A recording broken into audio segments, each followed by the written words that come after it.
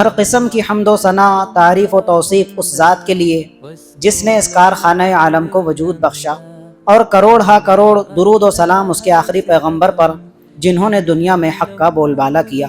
ایک زمانے میں عرب کا کلچر تھا، وہاں کے لوگوں کا رواج تھا کہ نکاح سے پہلے وہ اپنی بچیوں کو کچھ چیزوں کی وصیت کیا کرتے تھے۔ کانت العرب توصی بناتیہا بما یوجب الالفہ، کہ عرب کے لوگ نکاح سے پہلے اپنی بچیوں کو کچھ وصیت کیا کرتے تھے کہ جس سے الفت و محبت کا تعلق قائم ہو۔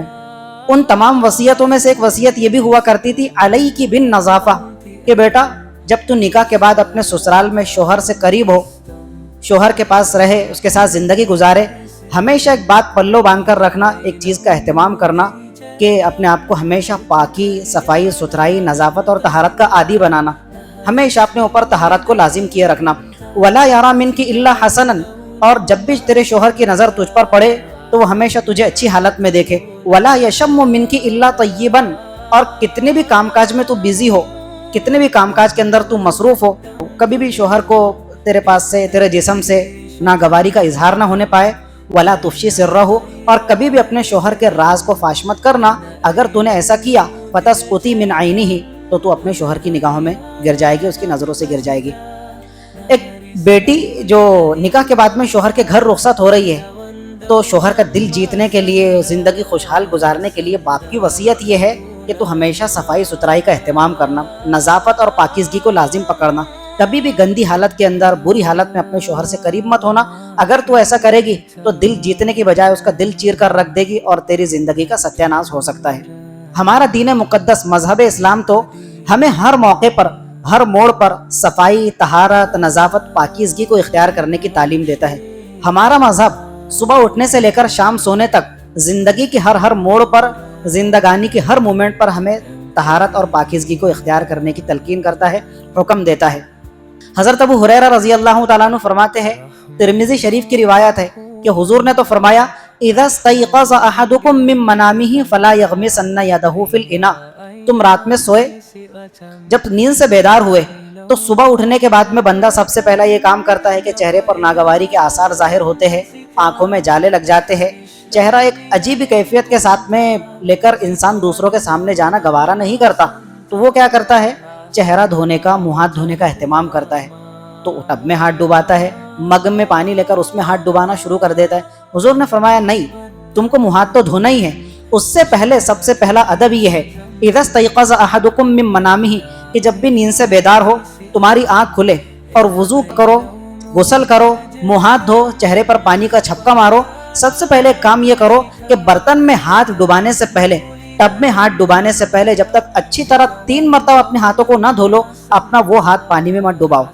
اس کی لاجک کتنی زبردست بیان فرمائی، کہنے لگے فَإِنَّهُ لَا يَدْرِي أَيْنَ بَاتَتْ يَدُهُ، اس لیے کہ جو نیند میں سے سو کر اٹھا ہے، جو بیدار ہوا ہے، اس کو معلوم تھوڑی ہے کہ نیند کی حالت میں اس کا ہاتھ کہاں کہاں لگا ہے۔ انسان کے ناقابل ذکر حصوں پر انسان کا ہاتھ بدن پر پڑ جاتا ہے، رات میں کھجلی آئی، آپ نے گردن کھجا لی، خدا نہ خواستہ یہ سب بھی نہ ہو، رات میں کوئی زہریلا کیڑا مکوڑا آ کر اپنے ہاتھ پر بیٹھ گیا ہو، اس نے کوئی زہریلے پن کا اثر چھوڑ دیا ہو، وہی آپ پانی کے ٹب میں ہاتھ ڈبا رہے ہو، تو وہ پانی پاک کرنے کی بجائے الٹا خود زہریلے پن کے ایلیمنٹ سے کیا ہو گیا، ملوث ہو گیا، اور وہی آپ کے جسم کا حصہ بنے گا، آپ کی آنکھوں میں جائے گا، آپ کے چہرے پر پڑے گا، آپ کی بیماریوں کا سبب بن سکتا ہے۔ تو جب تک 3 مرتبہ اچھی طرح اپنے ہاتھوں کو گھس مل کر دھو نہیں لیتے، تب تک کہ اپنے ہاتھوں کو پانی کے ٹب میں اور پانی کے برتن میں مت ڈوباؤ۔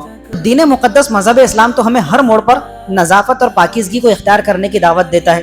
اس کے بعد کیا ہوتا ہے، جب ہم سو کر اٹھتے ہیں، نیند سے بیدار ہوتے ہیں، تو رات بھر اپنا منہ بند ہونے کی وجہ سے منہ کے اندر بدبو کی کیفیت پیدا ہو جاتی ہے، بدبو پیدا ہو جاتی ہے۔ حضور نے ہر موقع پر یہ تلقین فرمائی کہ جب تم گھر سے باہر ہو، مسجد میں داخل ہو، گھر میں داخل ہو، ہمیشہ منہ کی صفائی کا، منہ کی طہارت کا، دانتوں کی صفائی کا اہتمام کرو۔ ایک مرتبہ ہماری امی جان حضرت عائشہ رضی اللہ تعالیٰ عنہ سے پوچھا گیا، بِأَيِّ شَيْءٍ كَانَ يَبْدَأُ النَّبِيُّ صلی اللہ علیہ وسلم اذا دخل بیتہ، کہ جب حضور باہر سے گھر میں تشریف لاتے، گھر میں داخل ہوتے، تو گھر میں داخل ہونے کے بعد، انٹر ہونے کے بعد سب سے پہلا عمل کیا ہوا کرتا تھا، کون سے کام کا آغاز فرمایا کرتے تھے؟ حضرت عائشہ نے جواب دیا، بالسواک۔ سارے کام تو حضور بعد میں کیا کرتے تھے، سب سے پہلے مسواک اپنے ہاتھوں میں تھام کر منہ کی صفائی اور طہارت کا اہتمام کیا کرتے تھے۔ میں باہر سے آیا ہوں، باہر کی کوئی جراثیم ہے، گندگی ہے، کیٹانو ہے، کتنی چیزیں منہ سے ٹکرائی ہوگی, منہ کے اندر بدبو کی کیفیت پیدا ہو گئی. اب میں اپنے بیوی بچوں سے, اپنے اہل و عیال سے قربت اختیار کروں گا, ان سے مل بیٹھ کر بات چیت کروں گا, تو منہ کی بدبو کی وجہ سے ان کو اذیت نہیں ہوگی, ان کو تکلیف نہیں ہوگی, منہ کی بدبو کی وجہ سے وہ ناگواری کا احساس نہیں کریں گے.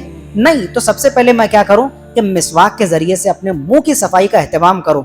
یہ تو میری اور آپ کی بات ہے. جہاں تک کہ ہمارے حضور امام الانبیاء کا تعلق ہے کہ ناپاکی اور گندگی اور بدبو کا تو گزر حضور کے قریب سے ہو ہی نہیں سکتا. وہ تو ساری روشنیوں کا, ساری نظافتوں کا, ساری پاکیزگیوں کا منبع اور سرچشمہ ہے. حضور کے منہ کے اندر بدبو کی کیفیت معاذ اللہ, ایسا تو ہو ہی نہیں سکتا. لیکن امت کو تلقین کرنے کے لیے, امت کو اس بات کی تعلیم دینے کے لیے کہ دیکھو میں جب اس عمل کو اختیار کیے ہوئے ہوں, جب میں اس راہ پر گامزن ہوں, تو تم کو تو بدرجہ اولا ان تمام چیزوں کو اختیار کرنا چاہیے. تو وضو کا عمل تو شروع سے لے کر آخر تک پورا کا پورا کیا ہے, پاکیزگی پر مبنی ہے, پاکیزگی اور طہارت پر کھڑا ہوا ہے. کوئی انسان چاہے وہ 1,00,000 رکعت تہجد کا اہتمام کر لے لیکن بغیر وضو کے, تو اس کی ایک رکعت بھی قبول ہوگی نہیں. اس کے لیے لازمی شرط ہے کہ وہ با وضو ہو کر نماز کا اہتمام کرے, اپنے ہاتھوں کو دھوئے, چوتھائی سر کا مسح کرے اور دونوں پیر ٹخنوں سمیت دھوئے. یہ تو وضو کے 4 لازمی فرائض ہیں. اس کے علاوہ دوسری جو چیزیں ہیں وہ سنت اور مستحبات سے تعلق رکھتی ہے. تو وضو کا پورا عمل کیا ہے, طہارت, پاکیزگی اور نظافت پر مبنی ہے. اسی طرح جب ہم قضائے حاجت کے لیے جائے, پیشاب پخانے کے لیے جائے, استنجا کے تقاضے سے فارغ ہونے کے لیے جائے, تو وہ تو پوری ناپاکی کی جگہ ہوتی ہے. تو اس موقع پر بھی اپنے آپ کو گندگی کے چھیٹوں سے اپنے آپ کو بچانے کی شریعت نے پرزور تلقین کی ہے. آج بھی ہم دیکھتے ہیں کہ راستوں پر, چوراہوں پر, نکڑوں پر, بس سٹینڈ کے قریب یا کسی اور سڑک کے قریب درگاہیں بنی ہوتی ہے, قبر بنی ہوتی ہے قبرستان کے علاوہ. پچھلے زمانے میں تو یہ چیز بالکل عام تھی, بستیاں نہیں ہوا کرتی تھی دور دور تک, تو جس کا جہاں انتقال ہوا تو سر و سامان نہ ہونے کی بنا پر اس کو وہیں پر دفن کر دیا کرتے تھے. تو 2 قبریں بنی ہوئی تھی ایک جگہ پر, اور حضور ان قبروں کے قریب سے گزر رہے تھے. جب آپ وہاں قریب میں پہنچے, آپ نے فرمایا انہما لیعذبان, دونوں قبر والوں کو عذاب قبر ہو رہا ہے. یہ دونوں صاحب قبر عذاب قبر میں مبتلا ہے, عذاب قبر کے اندر گھرے ہوئے ہیں. اور آگے آپ نے یہ بھی فرمایا وما یعذبان فی کبیر, اور ان کو جو عذاب قبر ہو رہا ہے یہ کسی بہت بڑے گناہ کی وجہ سے نہیں ہو رہا. یعنی تمہاری نظروں کے اندر, تمہاری سماج سوسائٹی کے اندر یہ ایسے کوئی بہت بڑے گناہ نہیں ہے کہ جس کی وجہ سے ان کو عذاب قبر میں مبتلا کیا گیا. آگے حضور نے خود فرمایا اما احدہما فکانا یمشی بالنمیمہ, یہ جو پہلا صاحب قبر ہے, اس کی غلطی یہ تھی, اس کا گناہ یہ تھا کہ یہ لوگوں کی چغل خوریاں کرتے پھرتا تھا. چغلیاں, بس ایک کی بات دوسرے کے پاس, دوسرے کی بات تیسرے کے پاس, اور اس طرح لگائی بجھائی کرنا اور سماج سوسائٹی کے اندر نفرت کی آگ بھڑکانا. کانا یمشی بالنمیمہ, تو یہ چغل خوری کیا کرتا تھا, بڑا چغل خور تھا, اس لیے اس کو عذاب قبر کے اندر گرفتار کر دیا گیا. دوسرا کیا ہے, آپ نے دوسرے کے بارے میں فرمایا وَأَمَّا الْآخَرُ فَكَانَ لَا يَسْتَتِرُ مِنَ الْبَوْلِ, اور دوسرا جو ہے جو عذاب قبر میں گرفتار کیا گیا, اس کا جرم یہ تھا کہ جب بھی وہ استنجا کے لیے جاتا, پیشاب کے لیے بیٹھتا, تو اتنے بے دھیانی کے ساتھ میں کہ اس کا آدھا پیشاب اس کے کپڑوں پر پڑتا, اس کے پیشاب کے کچھ چھینٹے اس کے بدن پر پڑتے, اور آدھا پیشاب زمین جذب کیا کرتی تھی. تو اتنے بے ڈھنگے پن سے کہ پیشاب کے چھینٹے میرے جسم پر پڑ رہے ہیں, کپڑوں پر پڑ رہے ہیں, میرا جسم گندگی کے اندر ملوث ہو رہا ہے, اس بات کا اس کو کوئی دھیان نہیں ہوا کرتا تھا. لا یستتر من البول, صرف پیشاب کے چھینٹوں سے نہ بچنے کی وجہ سے کتنے بڑے عذاب میں گرفتار ہوا, جو آخرت کی سب سے پہلی منزل ہے, عذاب قبر میں مبتلا کر دیا گیا. ہم تو اللہ تعالیٰ سے دعا مانگتے ہیں اللہم انا نعوذ بک من عذاب القبر, پروردگار تو مرنے کے بعد ہم کو عذاب قبر سے محفوظ رکھنا. عذاب قبر کوئی معمولی چیز نہیں ہے. جو عذاب قبر میں مبتلا ہو گیا, آخرت کے دوسرے عذابوں سے بچنا بھی اس کے لیے ناممکن ہے. یہ پہلے خطرے کی گھنٹی ہے اس کے لیے. تو ہمارے لیے جو پوائنٹ کی بات ہے وہ کیا ہے, پہلے والوں کو تو چھوڑو, وہ تو بہت سنگین جرم ہے چغل خوری کرنا, لیکن دوسرے کا جرم کیا ہے, وہ پیشاب کے چھینٹوں سے نہیں بچنا. تو ہماری نظر میں معمولی چیز ہے. ہماری شریعت نے زندگی کے ہر مومنٹ پر ہم کو پاکیزگی کی, طہارت کی اور نظافت اختیار کرنے کی تعلیم دی ہے. پیشاب کے چھینٹوں سے بچنا بھی بہت ضروری ہے. اگر نہیں بچو گے تو یا رسول اللہ پھر کیا معاملہ ہے. آپ نے ارشاد فرمایا کہ یہ دیکھو عذاب قبر میں مبتلا کر دیا گیا, اور اس کا جرم یہ تھا کہ پیشاب کے چھینٹوں سے نہیں بچا کرتا تھا. شام میں میرے پاس میں قرآن مجید کے طلبہ ہیں میرے ذمے. اتنے بھی بے شعور بچے نہیں ہیں کہ بالکل چھوٹے چھوٹے بچے 3-4 سال کے نہیں, اچھا با شعور بچے ہیں. ایک بچہ جب قرآن مجید پر لگتا ہے, قاعدہ مکمل کرتا ہے 3-4 سال میں, تو وہ شعور کی دہلیز پر قدم رکھ چکا ہوتا ہے. 8-9 سال کا بچہ یا 7 سال کا بچہ. اب ہم دیکھتے ہیں, اب میں کیا کروں کہ ممبر سے اس بات کی تلقین کروں کہ بچوں کو پیشاب پخانے کے آداب سکھاؤں. یہ تو ان کے گارجین کی, ان کے سرپرست کی, ان کے والدین کی ذمہ داری ہے کہ بچے کو آپ نے جس طرح سے کھانے پینے کے آداب سکھائے ہیں, انگلی پکڑ کر اس کو چلنا سکھایا ہے, اسکول کی راہ دکھائی ہے, ہر اچھے برے کی ان کو تمیز سکھانا آپ نے شروع کر دیے. آپ ان کو یہ کیوں نہیں سکھاتے کہ بیٹا جب قضاء حاجت کا تقاضا ہو, پیشاب پاخانے کے لیے تم بیٹھو, تو پاخانے کے لیے تو انسان پانی لیتا ہی لیتا ہے, لیکن جب پیشاب, جس کو انسان چھوٹی طہارت کہتا ہے, جو بچہ میرے پاس میں قرآن مجید پڑھ رہا ہے, اس نے مجھ سے 2 مرتبہ پیشاب کی چھٹی لیا, ٹھیک ہے, اتنے جلدی وہ پیشاب اور وضو سے فارغ ہو کر آیا کہ جتنی دیر میں آنے کا تک ہی نہیں بنتا تھا. انسان کو ایک وقت لگتا ہے قضاء حاجت سے فارغ ہونے میں, ایک وقت لگتا ہے وضو سے فارغ ہونے میں, تو وہ بچہ باوضو ہو کر پیشاب سے فارغ ہو کر آ گیا. تو مجھے تھوڑا اچنبھا ہوا, تو میرے پوچھے بغیر اس کے ساتھی نے, جو اس کا قریبی رشتہ دار بھی تھا, وہ کہنے لگا حافظ صاحب اس نے آج تک کبھی پیشاب کے لیے پانی نہیں لیا, یہ کبھی طہارت ہی نہیں کرتا.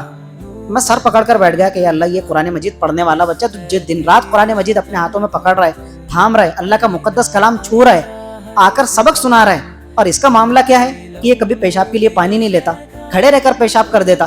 تو یہ اتنا چھوٹا بچہ نہیں ہے 2-3 سال کا کہ جو بیٹھ کر پیشاب نہ کر سکے اور پیشاب سے فراغت کے بعد پانی لے کر طہارت کا اہتمام نہ کر سکے. نہیں, اس کی رہنمائی نہیں کی گئی, اس کی گائیڈنگ نہیں کی گئی.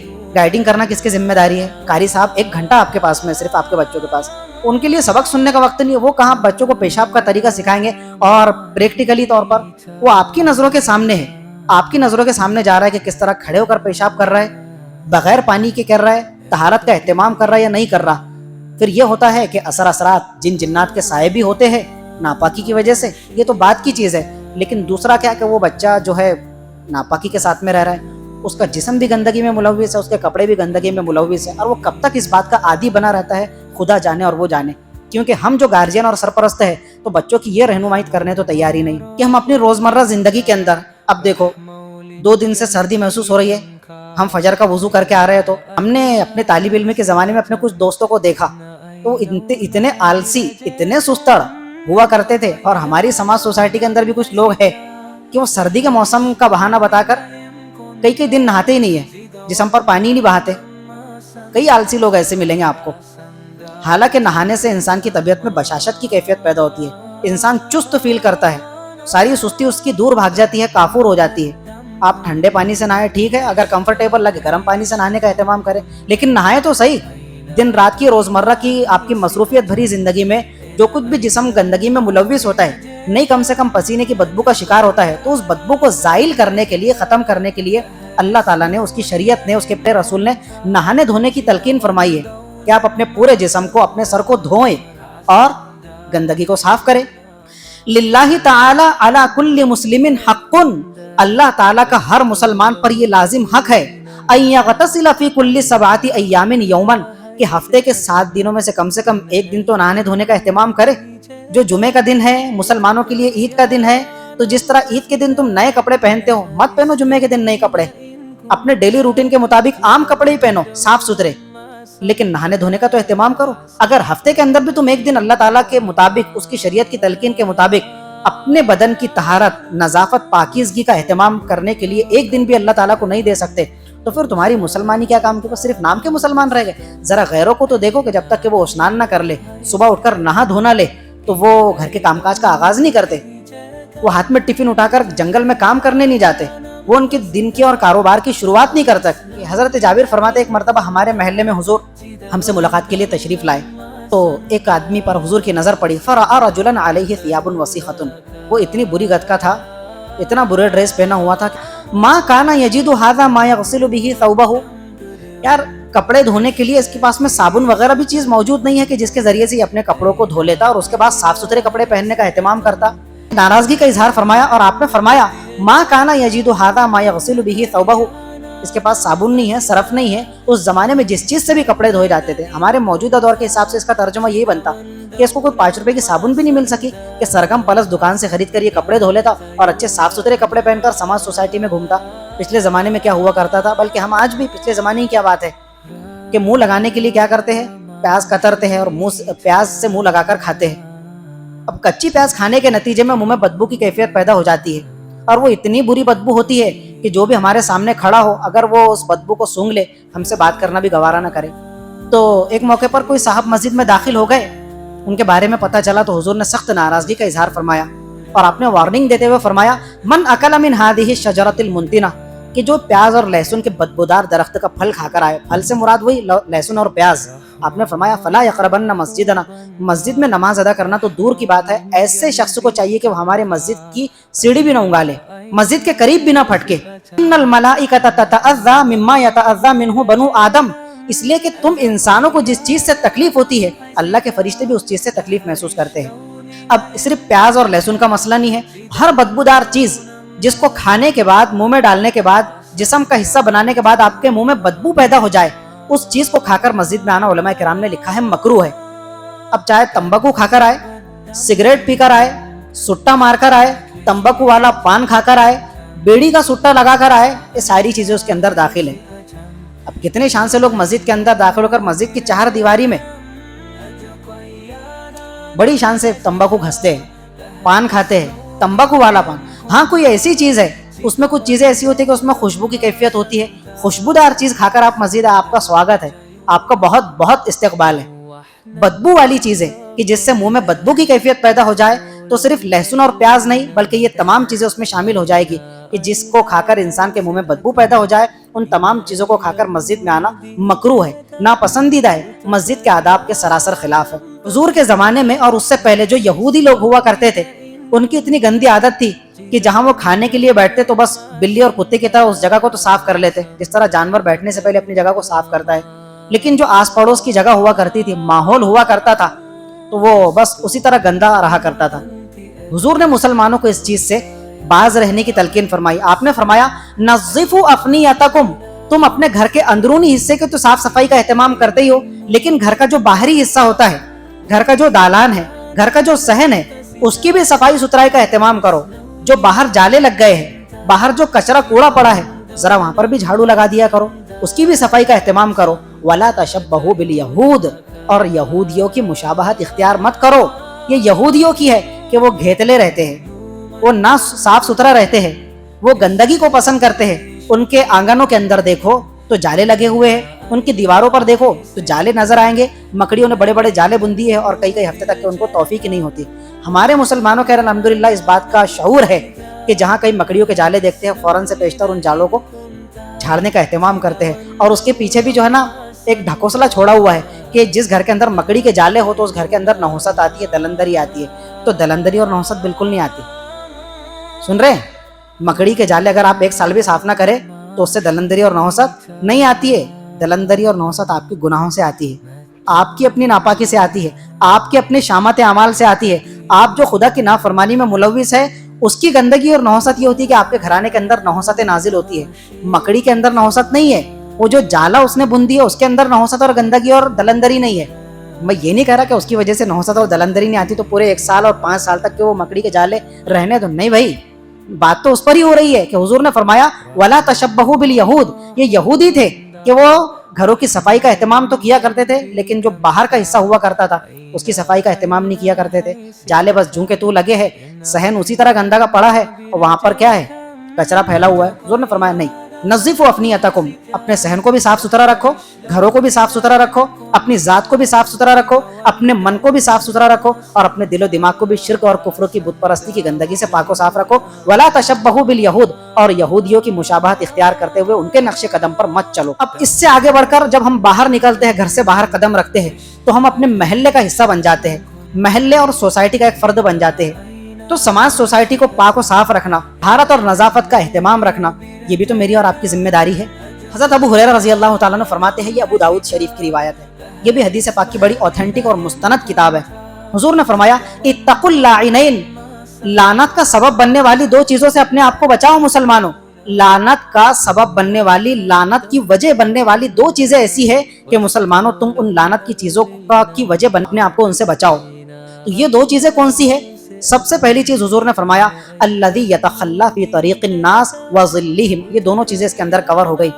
حضور نے فرمایا کہ جو لوگوں کے راستے ہیں، ان کے گزرنے کی جگہ ہے، چاہے وہ سروس گلی ہو، چھوٹی گلی ہو، ایک عام سڑک ہو، اوپن اسپیس ہو، یہ ساری چیزیں اس کے اندر داخل و شامل ہے۔ تو کیا نہ کرو الذی یتخلی فی طریق الناس، لوگوں کی جو گزرگاہ ہے، لوگوں کی جو گزرنے کی جگہ ہے، ان کے استعمال کی گلی نکڑ اور چوک چوراہے ہیں، وہاں پر بیٹھ کر پیشاب پاخانے سے اپنے آپ کو بچاؤ۔ یہ لعنتی عمل ہے، یہ لعنتی عمل ہے۔ اب آپ کہیں گے کہ ممبر سے بات کرنے کی کیا ضرورت ہے؟ بالکل ضرورت ہے ضرورت۔ آپ نہ بیٹھے ہم نہ بیٹھے, ہم ڈیجیٹل دور کے اندر رہ رہے 2025 میں, تو اس کا رواج کم ہو گیا. ابھی تک کے کچھ لوگ نہیں بیٹھتے آئے تھے. ابھی آپ دیکھو نرسری کے باہر صبح صبح چائے پینے جاؤ تو آپ کا دماغ خراب ہو جاتا ہے دیکھ کر. ابھی پچھلے دنوں ایک کو دیکھا, عمر رسیدہ, بڈھے قسم کا آدمی, وہ مسلمان نہیں ہوگا, غیر مسلم, بالکل یہ اس کنارے بیٹھ گیا قضائے حاجت کے لیے. وہ ساری گندگی اور جراثیم اٹھ کر آپ کے محلے میں داخل نہیں ہوتے, ہمارے سماج کا حصہ نہیں بنتے. ٹھیک ہے ہم نہ بیٹھے, ہم اپنے بچوں کو نالیوں پر نہیں بٹھاتے ہیں کہ نالی ہمارے محلے کا حصہ نہیں ہے, ہمارے محلے کا پانی اس میں سے بہ کر جاتا ہے. جب ہم اپنے آنے والے مہمانوں کے چھوٹے بچوں کو کہتے ہیں کہ بیٹا جاؤ تم باہر بیٹھ جاؤ, اگر تم کو پیشاب پاخانے میں ٹوائلٹ کے اندر ڈر لگتا ہے وہاں پر بیٹھ جاؤ, تو یہ کیا ہماری اپنی ذاتی جاگیر ہے نالی؟ یہ تو محلے کا مشترکہ حق ہے, آپ نے کس طرح بٹھا دیا وہاں پر. الذی یتخلی فی طریق الناس, لوگوں کی گزرنے کی جگہ ہے وہ.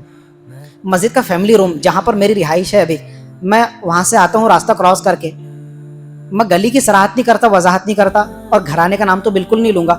میرے سمجھ نہیں آتا کہ جب وہاں سے گزر کر آؤ آپ تو آپ اپنا ناک پکڑیں گے, آنکھیں بند کر کے وہاں سے گزرنے پر آپ کو مجبور ہونا پڑے گا. آج کے دور کا مسلمان, سب ساری چیزیں ہماری انڈر گراؤنڈ ہے. پانی آ رہا ہے تو زمین کے نیچے سے اس کی پائپ لائن ہے, لوگوں نے تو لائن وغیرہ کی جو ہے وہ بھی انڈر گراؤنڈ کر لی ہے تاکہ کرنٹ اور شاکنگ وغیرہ سے بچ سکے.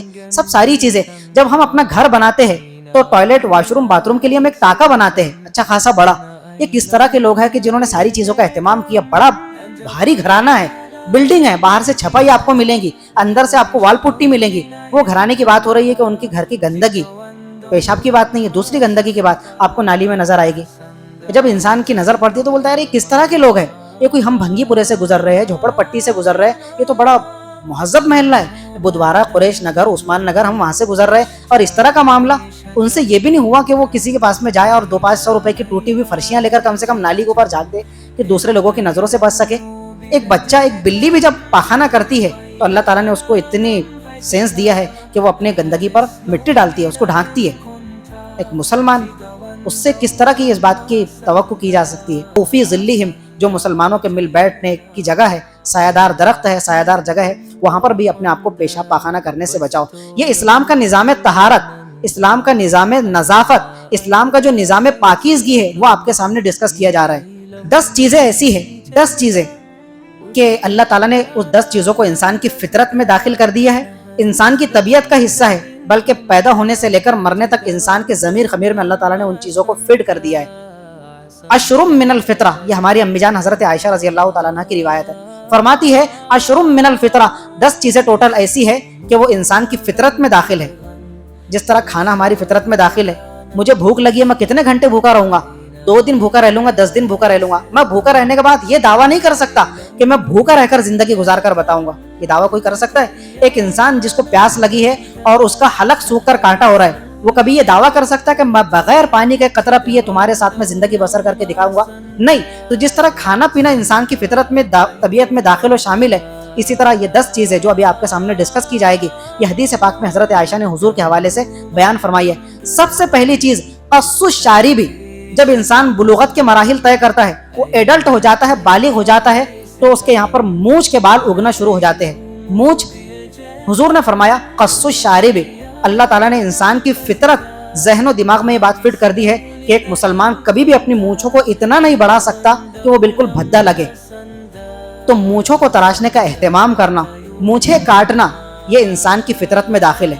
یہ جو پاجی لوگ ہوتے ہیں آپ کے, سکھ لوگ, پنجابی لوگ, یہ جو تاودار مونچھیں رکھتے ہیں, اسلام میں اس کی اجازت ہے, لیکن ایک اس کی کنڈیشن ہے, اس کی ایک لمیٹیشن ہے کہ آپ مونچھوں کو اتنا بڑھائے کہ آپ جو کھانا کھا رہے ہیں اور پانی پی رہے ہیں تو آپ کی مونچھ اس پانی کے گلاس میں اور اس کھانے کے لقمے کے اندر شامل نہ ہو, آپ کا کھانا پینا اور مونچھ کے بالوں سے نہ ٹکرائے.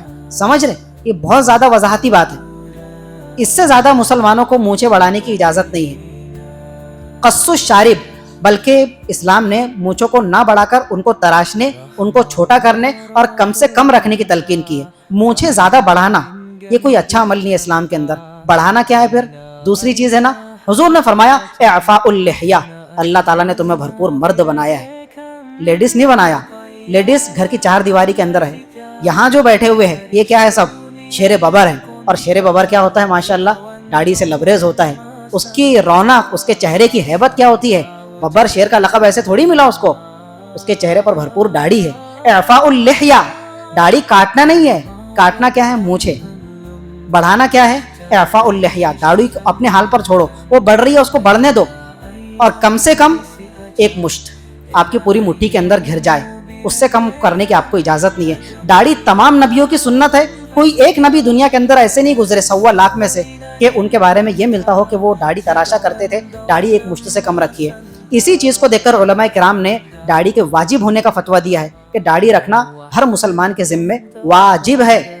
واجب کے ترک پر, واجب کے چھوڑنے پر اللہ تعالیٰ کی بارگاہ میں زبردست پکڑ ہونے والی ہے, گرفت ہونے والی ہے. ایک مشت داڑھی کا رکھنا میرے اور آپ کے ذمے کیا ہے جی, واجب ہے, لازم ہے, ضروری ہے. اور جو کہتے ہیں کہ نہیں داڑھی سے مسلمان تھوڑا بھدا لگتا ہے اور داڑھی سے بے روب لگتا ہے, بے رونق لگتا ہے, چہرے کی ساری رونق, رانائی اور گلیمر خراب ہو جاتا ہے, تو معذرت کے ساتھ میں اللہ تعالیٰ نے سب سے خوبصورت چہرہ دنیا میں کس کو دیا, اپنے پیارے محبوب صلی اللہ علیہ وسلم کو. مولانا حکیم اختر صاحب تھے کراچی کے, وہ کہا کرتے تھے اگر داڑھی کے رکھ لینے سے چہرہ بدنما لگتا تو داڑھی میرے سرکار کی سنت نہ ہوتی. چہرہ بدنما لگتا ہے, نہیں, چہرہ بدنما نہیں لگتا. اور دوسری مزے کی بات یہ کہ آپ جتنی مرتبہ کلین شیو کرو, جتنی مرتبہ اس پر اس طرح لگاؤ, داڑھی بھی اتنی پکی ہے, اتنی ڈھیٹ ہے کہ وہ بار بار اگاتی ہے. ہر 15 دن کے بعد میں, ہر ہفتے کے بعد میں داڑھی آتی ہے اور کہتی ہے کہ جناب آپ لیڈیز نہیں ہیں, اللہ تعالیٰ نے آپ کو مرد بنایا ہے, تو میں آپ کے اوپر آ رہی ہوں, داڑھی ہوں میں, مجھے رکھنے کا اہتمام کرو. اللہ نے آپ کو بھرپور مرد بنایا, داڑھی بھی بڑی ڈھیٹ ہے, وہ آنا چھوڑتی نہیں بلکہ بار بار آتی ہے. تیسری چیز ہے جو صفائی سے ریلیٹڈ ہے, ہمارا آج کا ٹاپک, السواک, مسواک کا اہتمام کرنا. لیکن جس کے لیے آسانی ہو تو ایک تو حضور کی سنت پر عمل کی نیت سے, اور دوسرے منہ کی دانتوں کی صفائی کی نیت سے اگر کوئی اس عمل کو اختیار کرے تو سونے پر سہاگا ہے. السواک. تیسری چیز کیا ارشاد فرمائی, منہ کی صفائی کے لیے طہارت اور نظافت کا اہتمام کرنا. چوتھی چیز ہے استنشاق الماء. سردی زکام کی وجہ سے کیا ہوتا ہے, ناک کے اندر ریڑھ جم جاتی ہے, کے اندر پانی چڑھا کر اس کی ناک کی صفائی کا اہتمام کرنا. پانچویں چیز قص الاظفار, بڑھتے ہوئے ناخنوں کو تراشنا, ناخنوں کو چھوٹا کرنا. یہ انسان کی فطرت میں داخل ہے. اب جو لوگ جان بوجھ کر ناخن بڑھاتے ہیں, کئی کلومیٹر تک ناخن رکھنا ان کی ذہنیت بن جاتی ہے کہ ناخن بڑھانا بہت اچھی بات ہے, تو یہ سمجھ لو کہ یہ اللہ تعالیٰ نے جو انسان کی فطرت بنائی ہے یہ فطرت پر قائم نہیں ہے, یہ فطرت سے باہر نکل کر زندگی گزار رہا ہے. چھٹی چیز حضور نے فرمائی انتقاص الماء, استنجا میں زیادہ سے زیادہ پانی استعمال کرنا. پانی استعمال کرنے میں مبالغہ کرنا یہ بھی شریعت کا پسندیدہ تقاضا ہے اور انسان کی فطرت میں داخل ہے. ساتویں چیز غسل البراجم, یہ جو ہمارے جوڑ ہے, ایک عضو سے لے کر دوسرے عضو کے ملنے کا, یہ جو ہے کوہنی کا جوڑ ہے, یہ ایک جوڑ ہے, یہ انگلیوں کے جوڑ ہے. جوڑوں کے اندر کیا ہوتا ہے, پسینہ جمتا ہے اور وہاں پر میل پیدا ہو جاتا ہے, اور وہاں سے پسینے کی بدبو کی کیفیت اور جراثیم پیدا ہو جاتے ہیں, کیٹانو پیدا ہو جاتے ہیں. غسل البراجم, ان جوڑوں کو گھس مل کر دھونے کا اہتمام کرنا, یہ بھی انسان کی فطرت میں داخل ہے. آٹھویں چیز ارفع الابتی, بغلوں کے بال صاف کرنا. یہ قابل شرم بات نہیں ہے, اگر قابل شرم بات ہوتی تو ہمارے حضور سے زیادہ شرمیلا تو کوئی نہیں ہے. لوگ کیا کہتے ہیں کہ بھائی ممبروں سے کس طرح کی باتیں بیان ہوتی ہے, ہر بات واضح کرنے کا مطلب یہ تھوڑی ہوتا کہ ہر چیز کھول کر بیان کی جائے. آپ حضور کو سمجھائیے نا جا کر کہ حضور یا رسول اللہ آپ نے اتنی واضح چیزیں بیان فرمائی. حضور کہیں گے کہ میرے امتی, میں نے تجھے کسی موقع پر بے آسرا نہیں چھوڑا. جس طرح تو اپنے بچے کو انگلی پکڑ کر چلنا سکھاتا ہے, میں باپ سے بڑھ کر تمہارے حق میں باپ ہوں, میں نے تم کو زندگی گزارنے کا سلیقہ سکھایا ہے. یہ رسول اللہ کو بلیم دے سکتے آپ, نہیں دے سکتے. تو شریعت کی تعلیمات کو چپ چاپ سننا اور کوئی کمنٹ پاس نہ کرنا, یہ بھی مسلمان کی مسلمانی کا تقاضا ہے. آج کے مسلمان کتنے زیادہ سیانے ہیں, کتنے زیادہ ہوشیار ہیں, ہم کو سب معلوم ہے کہ کس قدر صفائی, طہارت اور پاکیزگی کا اہتمام کرتے ہیں. کتنے مسلمان بچے ہیں جو ناپاکی کی حالت میں اپنے دن رات بسر کر رہے ہیں, آپ کو بھی معلوم ہے. اور جو مسئلے پوچھنے آتے ہیں تو اس موقع پر ہمارے تو لائٹ لگ جاتے ہیں, یار یہ کیا ہو رہا ہے کر کے. اور 9ویں چیز ارشاد فرمائی حلق العانتی, انوانٹیڈ ہیئر, زیر ناف بال, جسم کے جو غیر ضروری بال ہیں, ناف کے نیچے اگنے والے بال, ان بالوں کی صفائی کا اہتمام کرنا, یہ انسان کی فطرت میں داخل ہے. اور آخری چیز حضور نے ارشاد فرمائی المضمضۃ, بار بار کوئی چیز کھانے پینے کی وجہ سے منہ میں بدبو پیدا ہو جاتی ہے تو بار بار کلی کا اہتمام کرنا. کلی وضو ہو یا وضو کے علاوہ ہو تو کلی کرنا, یہ بھی انسان کی فطرت میں داخل و شامل ہے, کلی کا اہتمام کرنا. یہ تو تمام چیزیں جو بیان ہو رہی تھی یہ صفائی ستھرائی سے ریلیٹڈ, نظافت, اسلام کا نظام طہارت, اسلام ہم کو کس قدر پاکیزہ رہنے کی تعلیم و تلقین کرتا ہے, یہ آپ سن رہے تھے. اب یہ جو اس کے اندر ہم نے ایک چیز سنی, حلق العانتی, زیر ناف بالوں کو صاف کرنا, جو انسان کے جسم کے انچاہے بال ہے, غیر ضروری بال ہے, اس سے ریلیٹڈ ایک مسئلہ، بلکہ یہ حدیث کے اندر حضور نے ارشاد فرمایا، ایک سوال پیدا ہوتا ہے اور ہمارے مسلم نوجوانوں کے اندر بھی یہ بات چل پڑتی ہے، اور ایک دوست دوسرے دوست سے پوچھ کر اور وہ خامخواہ فری کا مفتی بن کر، مفت کا مفتی بن کر فتویٰ دیتا ہے کہ بھائی اگر جسم کے غیر ضروری بال بڑھ جائے اور اتنے دن ہو جائے تو کھانا پینا حرام ہو جاتا ہے۔